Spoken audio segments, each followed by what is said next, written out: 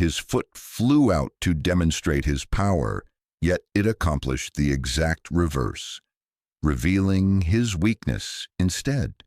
The man remained completely unmoved, which became the phrase everyone repeated endlessly, as though they were unable to comprehend what had unfolded before them. One moment featured merely another formal exhibition outside St. James's Palace, vacationers taking photographs, school children on educational trips gesturing toward the guards dressed in scarlet uniforms, and several dozen martial artists gathered around, attempting to appear confident. The following instant brought a leg slicing through space, a sharp sound, a wobble, and the type of quiet that seems more deafening than any cry. The person who delivered the strike was Brandon Mercer. To any observer, his appearance suggested self-assurance. Pristine white uniform, closely cropped hair, intense eyes that rarely showed hesitation. However, those familiar with him would have noticed the telltale signs, the tension across his shoulders, the slight over-tightening of his jaw. His presence there wasn't motivated by harmony. He sought victory in something, though he couldn't articulate exactly what. The recipient of the blow was Lieutenant Jabari Okoro, a guard whose clothing barely shifted as he maintained his relaxed stance, gaze directed ahead, face showing no emotion. When Brandon's foot made contact with Jabari's face, the atmosphere transformed entirely. This wasn't meant to be a brawl or even a genuine confrontation. The intention was a cordial demonstration, measured, clean, and dignified. Instead, it seemed as though something holy had been violated. Jabari staggered backward not due to the impact's strength, but from the surprise of it. He hadn't anticipated the strike, not because he lacked ability, but because he never expected someone to exploit a ceremonial display as a means to shame him. Brandon refrained from celebrating, not immediately. He simply remained there, anticipating applause that never materialized. Beyond the barrier, someone's phone clattered to the ground. An elderly woman let out a gasp, and several guards in the formation took an aggressive step forward before an officer gestured for them to hold their positions. Jabari's white-gloved hand briefly touched his cheek. Then he straightened his posture, adjusted his hat, and departed the platform without uttering a word. That silence conveyed more than any retaliation could have. Within 20 minutes, Jabari had been escorted indoors. Brandon was informed the demonstration had concluded. There were no awards, no media interviews, just a wave of whispered conversations, disapproving glances, and camera flashes that blazed hotter than sunlight reflecting off the marble surface behind them. The recording became viral before Brandon reached his lodging. No audio accompanied it, just a slow-motion replay of the kick, the stumble, the way Jabari absorbed it as though it caused no pain while somehow appearing wounded by it. Everyone constructed their own interpretation of the events. He lost his composure. It was orchestrated. Who performs a spinning kick on a ceremonial guard? Perhaps he was attempting to prove something. Maybe he simply lost control. Brandon remained silent about it for the time being. The reality was that the kick wasn't truly about Jabari. It concerned Brandon, something he had been carrying long before that demonstration ever began. What followed revealed the type of person Jabari truly was, though Brandon wouldn't comprehend this until much later, after the cameras ceased recording and the crowd moved on to other matters. Brandon's childhood wasn't marked by anger. It was characterized by being invisible. Growing up in Toledo, Ohio, his father operated a tire shop where you cleaned your hands on denim and kept the radio volume high to avoid hearing your own thoughts. His mother worked overnight shifts at a care facility. They were decent people, exhausted and busy, but decent nonetheless. Brandon was the type of child people failed to notice unless he created trouble. So that's what he did. Martial arts provided him with structure, not tranquility, just structure. It gave him regulations to follow and people who had to applaud when he succeeded. That held significance. By age 20, his shelves were filled with plastic trophies and regional medals, most already gathering dust. At 26, he established his own training center in a strip mall positioned between a vape store and a tax preparation office. At 30, his only regular students were children too young to understand better and older men attempting to recapture their youth. Brandon retained his power and speed, but he wasn't facing challenges. He wasn't being acknowledged. He began watching videos during evening hours, fighters in Korea, military training in Tel Aviv, ceremonial martial arts from places he'd never visited. One clip captured his attention. It was a brief recording of Royal Guards in the UK executing traditional exercises combined with martial forms. They weren't merely moving, they carried themselves as though their presence held meaning, as if remaining motionless required equal power to throwing a punch. Then he observed Jabari, not competing, just standing immobile as stone, yet something in his gaze made Brandon's chest constrict. A confidence that didn't need to announce itself, a strength that didn't require demonstration. This infuriated Brandon, though he couldn't explain why. When he learned the guards would participate in a public martial arts demonstration in London as part of a cultural program, he called in every favor available. His friend Reggie, who managed an MMA gym in Boston, knew someone connected to security. Within days, Brandon's name appeared on the list of invited participants. He booked his flight that evening. Upon arriving at his hotel, he went directly to the mirror, practiced his bow, checked his stance. He told himself it was about respect, but he was rehearsing the moment he would command center stage. He wanted to be the person everyone remembered. Just a light sparring session, the coordinator had explained. No ego, no intensity, symbolic exchange. Brandon nodded, smiled, and said everything expected of him. But internally something hot and bitter continued rising.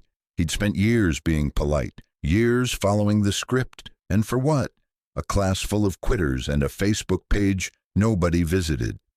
Standing opposite Jabari that morning, Brandon had already determined he wouldn't leave without creating an impact.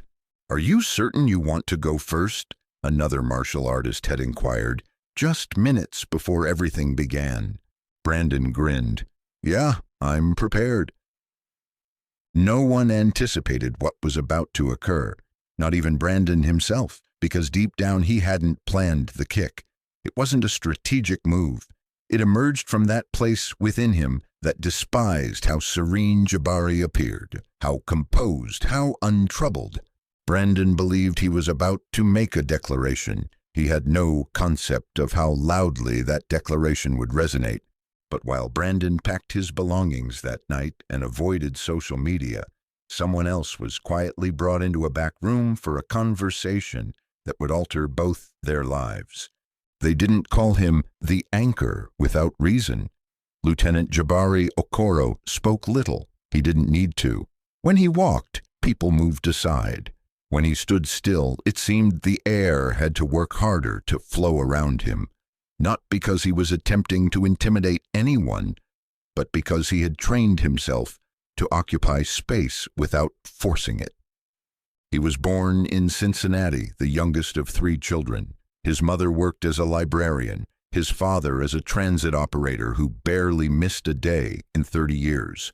It was a quiet home, a tight household, plenty of love but no tolerance for foolishness. His father used to say, "There's a time to speak and a time to listen. Most people confuse the two."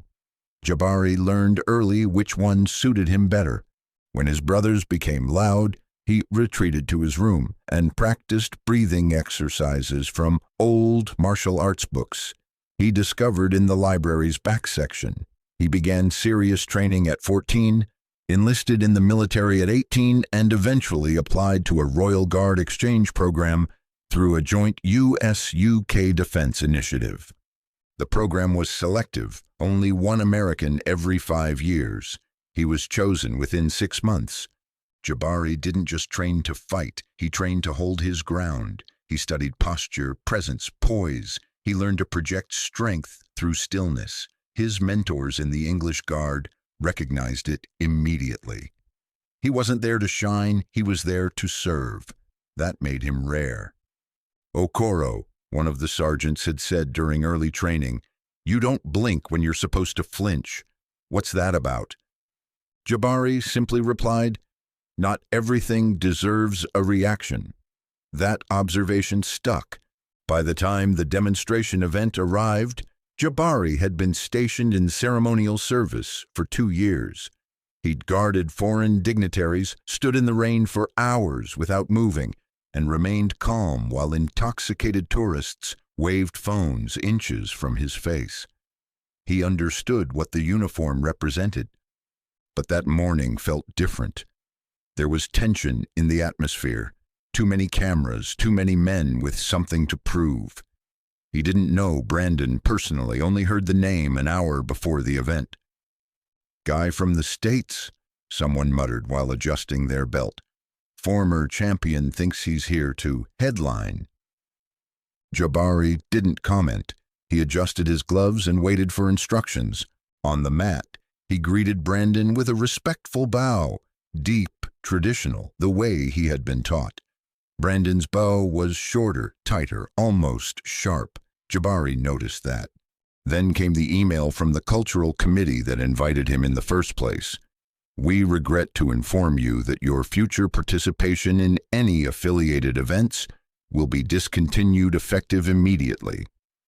It wasn't angry, it wasn't harsh. It just ended things.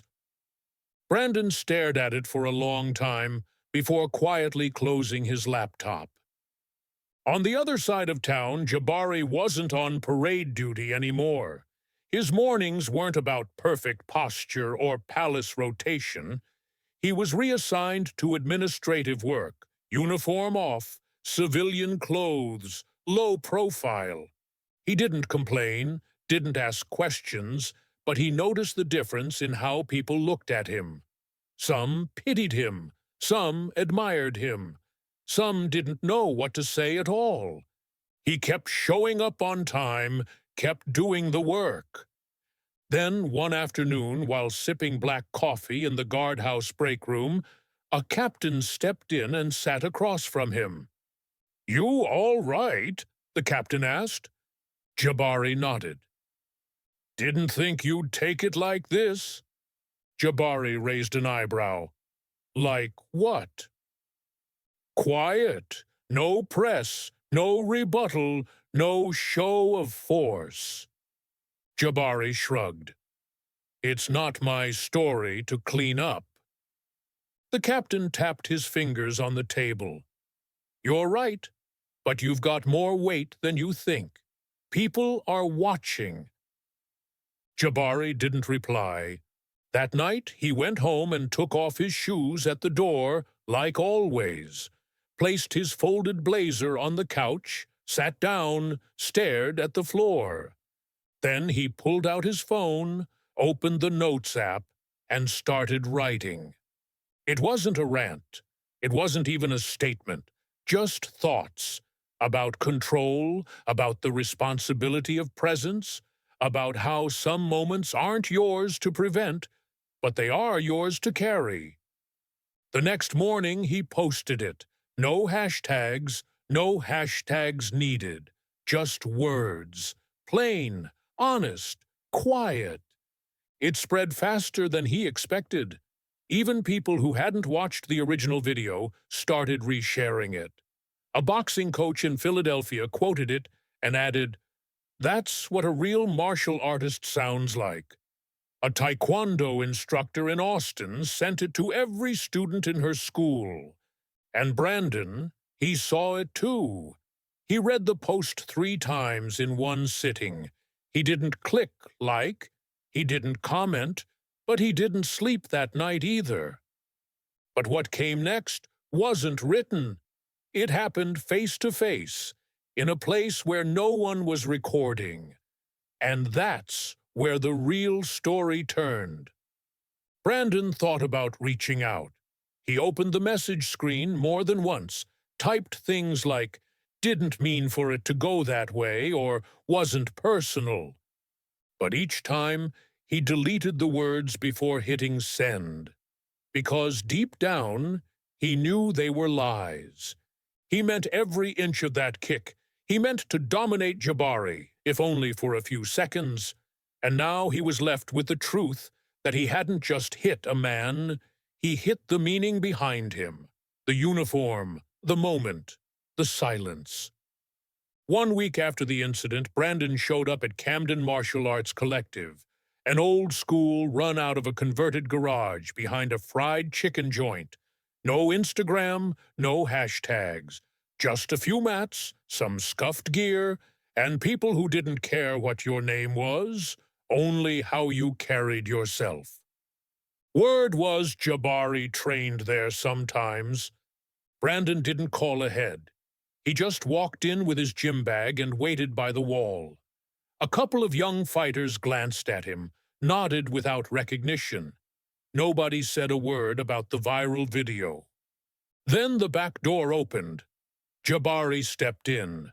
Hoodie, sweatpants, gym bag slung over his shoulder like nothing was different.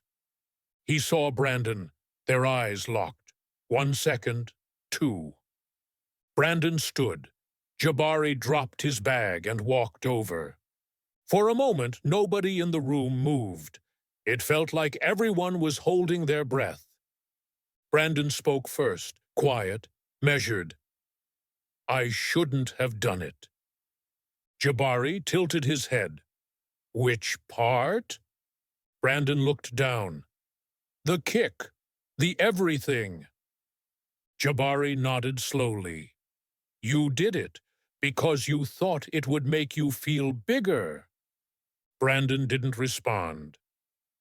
"You trained to control your body, but you never trained to control your need. Did you?" Brandon winced. Not from anger, from truth. "I didn't come to fight," he said. "I came to apologize, in person, not online, not for cameras." Jabari didn't speak right away. He looked around the room, then back at Brandon. "You hit me harder with that," he said. They stood there, silence folding over the noise of skipping ropes and pads, hitting pads. Finally, Jabari stepped to the side and gestured to the open mat. "You're here," he said. "Might as well move." Brandon hesitated, then nodded. They stepped onto the mat together, bare feet tapping against old vinyl. No crowd, no lights, just breath and gravity. They didn't spar, not really. They moved slowly, measured, drills, exchanges, breath control. Brandon kept it light, and Jabari returned everything with grace. No anger, no edge. After 30 minutes, they bowed.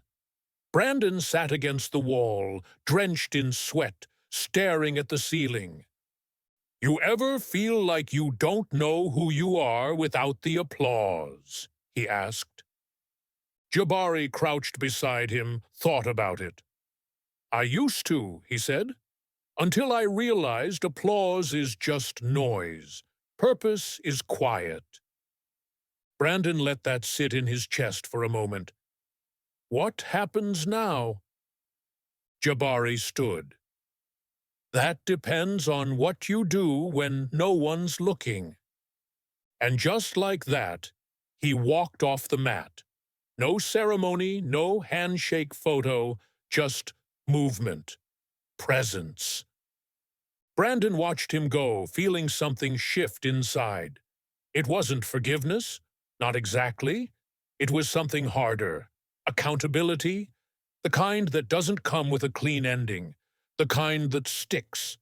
He didn't post about it, didn't try to spin the moment for his brand. He just showed up to the dojo the next day, and the one after, and the one after that. Fewer students, sure, but the ones who stayed, they started noticing something different. He taught slower, spoke less, asked more questions, and for once he didn't treat every drill like a performance. He still had fire, but it was aimed inward now. But before this story closes, there's one last moment. And it didn't happen in a gym. It happened in a place where eyes watch not with judgment, but with history. 3 weeks later, the guards were back at the palace. The tourists had returned. Kids still giggled and pointed. Families snapped photos in front of the sentries, standing like statues. The routine hadn't changed, but for a few people watching closely, something was different. At precisely 11 a.m., the rotation began. Boots hit the pavement in sharp rhythm. The new shift stepped forward in synchronized motion. The crowd leaned in with phones ready. And there, walking in full ceremonial uniform, chin high, posture clean, was Lieutenant Jabari Okoro, back in place. No press release, no grand announcement. Just there. Somebody in the crowd whispered, "Isn't that the guy who—" But nobody finished the sentence because Jabari didn't need it finished. He didn't look at the crowd, didn't wink, didn't smirk. He simply stood, strong, still, present. And Brandon, he was there too. Not up front, not with a camera, not to chase attention. He stood behind a row of tourists, hands in his jacket pockets, staring quietly, just watching. His eyes weren't full of pride or shame, just something closer to peace. When the ceremony ended and the crowd dispersed, Brandon stayed behind, lingering near the side gate. Just as Jabari came off duty and stepped into the guardhouse, their eyes met one last time. No nod, no wave, just understanding. Brandon turned and walked away, not as the guy from the video, not as the man who threw the kick, but as someone who had finally learned the lesson most fighters take a lifetime to figure out. Strength isn't what you do when people are watching. It's how you carry the consequences of what you did when they weren't. Later that night, Brandon sat at his dojo in silence. Lights off, just the hum of the fridge in the back and the faint echo of traffic outside. He sat on the mat, barefoot, facing the mirror. He didn't rehearse anymore, didn't pose. He just breathed. Then the door creaked open. A young student stepped in, 10, maybe 11, wore his belt too high and his jacket too loose. "Sensei," the kid asked, "are we still doing class?" Brandon stood, smiled faintly. "Yeah," he said, "we are." And he meant it this time. That night's lesson wasn't about punches or kicks or how to win a point. It was about control, about how real fighters walk away from noise, not into it. As the kid bowed at the end of class, he looked up and asked, "Sensei, what happens if someone hits you first?" Brandon paused, then answered, "Then you decide if you want to win a moment or live with yourself after." The kid nodded like he understood, even if he didn't yet. But one day he would. And Brandon, he didn't need to go viral to know he was doing it right. He already knew. There's a difference between being strong and needing to be seen as strong. One fades when the lights go out. The other carries you when no one's watching. If you've ever let pride steer you or ego push you further than it should have, you're not alone. What matters is what you do after, whether you repeat it or grow. If this story made you feel something, think twice before acting out of pride. Share it with someone who needs to be reminded that strength isn't loud. It's consistent. And if you've got a story of your own, tell it quietly, honestly, fully. Somebody out there needs it more than you know. Then the match began. The atmosphere shifted. Brandon moved fast, too fast for a demonstration. Jabari parried twice, then stepped back, providing space. That's when the kick came, a flash of white heel to jaw. Jabari didn't fall, but something inside him shifted, not pain, trust. He stumbled, recovered, adjusted his uniform, and walked off. Not from shame, from principle. He wasn't going to give Brandon the moment he wanted. He wasn't going to let a stage performance become a display of ego. Back inside the building, an officer approached him quietly. They didn't scold him, they didn't blame him, but the rules were clear. No physical contact from the outside world while on ceremonial duty, no exceptions. He was being relieved of uniform service until further notice. Jabari didn't argue. He stood there in a dim side room, uniform still pressed, hat in hand. His jaw ached slightly, his pride not so much. He called his mother that night, told her he'd be taking some personal time. "What happened?" she asked. "Nothing serious," he said. "Just got reminded who I am." But even Jabari didn't know yet how far that reminder would go, or how quiet strength would speak louder than any punch Brandon had ever thrown. It was supposed to be a show of unity, a peaceful, symbolic moment between cultures, discipline meeting discipline in front of cameras and curious crowds just outside St. James's Palace, not far from where tradition hangs heavier than the air. The crowd was already gathering when Brandon arrived early, hands in the pockets of his warm-up jacket, chewing gum like it was the only thing keeping him calm. A few guards were pacing, adjusting gloves, going over their rehearsed drills in silence. Across the cordoned-off square, martial artists from different schools stretched out on mats. Some of them snapped practice kicks in the air. There was nervous chatter, a few light jokes. But underneath, something was off. No one really knew what they were walking into. Brandon scanned the space.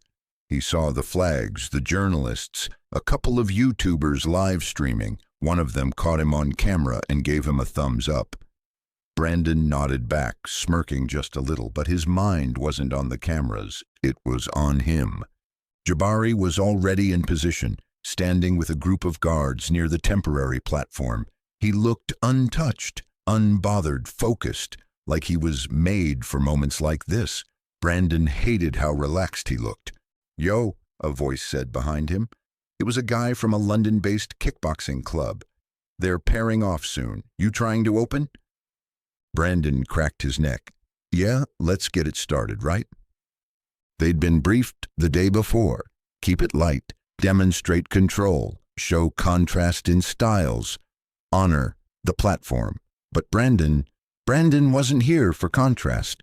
He was here to prove something. Within minutes, they were called forward. The mic picked up faint cheers from the crowd, mostly tourists not fully understanding what was about to happen to them. It was a bonus attraction. Martial arts and royal guards in the same space. That's gold for Instagram.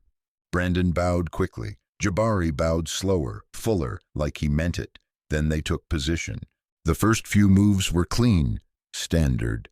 Brandon launched a low sweep. Jabari blocked. Jabari countered with a slow, open palm motion.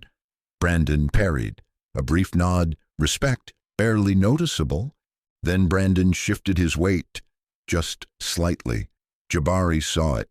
His eyes tightened for half a second. His feet reset, centered, balanced. But he didn't back down.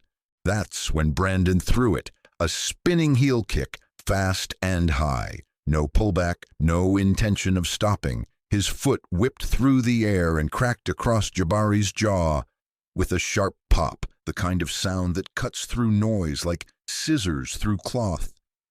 Jabari's head turned, his body shifted. He stumbled 2 steps, gasps, cameras clicked. Someone in the crowd said, "Oh my God." Brandon froze. Jabari straightened, fixed his coat, smoothed the brim of his hat. Then, without a single word, he stepped off the mat and walked away. People didn't know what to do.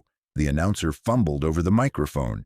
Thank you, gentlemen. Let's give them a round of, Brandon stood alone, breathing heavier than he meant to. He tried to smile, tried to play it off, but nobody clapped. Not really. One of the guards walked up and said something quietly to the organizer. The event was paused for schedule adjustments, but everyone knew the real reason. You could feel it. Brandon walked back to the waiting area, eyes following him like arrows. One of the martial artists looked at him and said, "What was that, man?" It was supposed to be clean. Brandon didn't answer. He sat down and untied his belt slowly, his hands shaking just a little. Not from exhaustion, from something else. But what Brandon didn't realize yet was that this wasn't the climax of his story. It was just the spark, and the real fire was still coming. The video hit TikTok before Brandon had even taken his GI off. No context, no captions, just a slow-motion clip of the kick, the twist of Brandon's body, the snap of his heel, the way Jabari staggered without falling, the way he looked like he absorbed it with his spine. There were 100 angles within the hour. Every influencer within 10 feet had caught it. Some clips were tagged Royal Guard fails. Others had Brandon Mercer KO. But the most viral one, the one that looped over a dramatic soundtrack that was titled simply, "This Wasn't Part of the Plan." Brandon sat in his hotel room later that evening, scrolling. He told himself he wasn't bothered. He even laughed at some of the comments. "Yo, that guard got clocked. He ate that like cereal. Why did this dude come in like it's UFC?" But the deeper he went, the worse it got. That was disrespectful. Imagine trying to embarrass a soldier in uniform like that. This ain't martial arts. That's just ego with legs. It wasn't just trolls. It was practitioners, coaches, even a couple of his old tournament rivals. One posted, "Control is strength." Mercer forgot that. That one stung. He shut his phone off. Back in the guard's temporary headquarters, Jabari sat alone in a quiet room off the corridor. His jaw was stiff, but the bruise hadn't bloomed yet. His uniform was still perfect. He'd already been pulled aside and told gently but firmly that until further notice he was suspended from ceremonial service. Not disciplined, just benched. Because the optics were messy, because he didn't respond appropriately, whatever that meant. Because sometimes, even when you do everything right, it's still your uniform that gets called into question. Jabari didn't argue. He understood the game. He didn't like it, but he understood it. A younger guard, maybe 19, sat beside him quietly and finally asked, "Why didn't you hit him back?" Jabari didn't look at him, just stared ahead. "If I hit him back," he said softly, "I would have made it about me." The kid blinked. Wasn't it already? Jabari finally turned to him. That was about him. What happens next? That's mine." Across town, Brandon went to a pub, tried to drink the noise away, but it followed him like a second shadow. A stranger, mid-30s, square jaw, polo shirt, recognized him at the bar. "You're the guy from the Palace thing, right?" Brandon nodded, unsure whether to smile or not. "Looked clean," the guy said, "but kinda messed up, yeah?" Brandon forced a chuckle. "It's martial arts, not ballet." The man shrugged. "Maybe, but that guy didn't even throw a punch." Then he walked off, and Brandon sat there more alone than when he walked in. The next morning, emails came in. A few sponsors, nothing big, just local gear companies, asked to pause their collaborations. One of the parents from his dojo asked if the Thursday class was still on. They didn't mention the video, but the tone said enough. He looked at his reflection in the hotel mirror. He wasn't bleeding, he wasn't injured, but something was off. Something deep. He had thrown that kick to win a moment, and he got it. But all it showed the world was how badly he needed it. And the man who took the hit, he walked away stronger than before. But the part that would haunt Brandon most wouldn't be the backlash. It would be what Jabari did next. Because silence wasn't all he had to offer. Brandon thought the buzz would fade. Give it a few days, maybe a week, and people would move on. That's how the internet worked, right? One bad take, one offbeat moment, then it all disappears under the next headline. But this one stuck. Clips kept circulating, only now they weren't just about the kick, they were about what the kick meant. Pundits on sports shows started chiming in, former military guys, ethics panels, martial arts veterans. One well-known jiu-jitsu coach in Arizona posted a full breakdown on YouTube, titled "When Skill Meets Ego, Why Control is Everything." It hit 200,000 views in 2 days. Brandon watched the whole thing. He didn't blink once. The coach didn't even insult him directly. He just said, "Martial arts is about more than winning. It's about knowing when not to." Meanwhile, the messages kept piling up. His dojo's Instagram went from 5 comments a week to hundreds, half supportive, half brutal. One message stood out. "My kid looked up to you. Now he's asking why you hit a man who wasn't even fighting back." Brandon didn't respond. He just closed the app. By Thursday, the dojo was half empty. Parents said it was last-minute stuff, sickness, car issues. Brandon pretended to believe them. He still showed up, still cleaned the mats, still ran drills. But something about the room felt colder, like the walls were listening.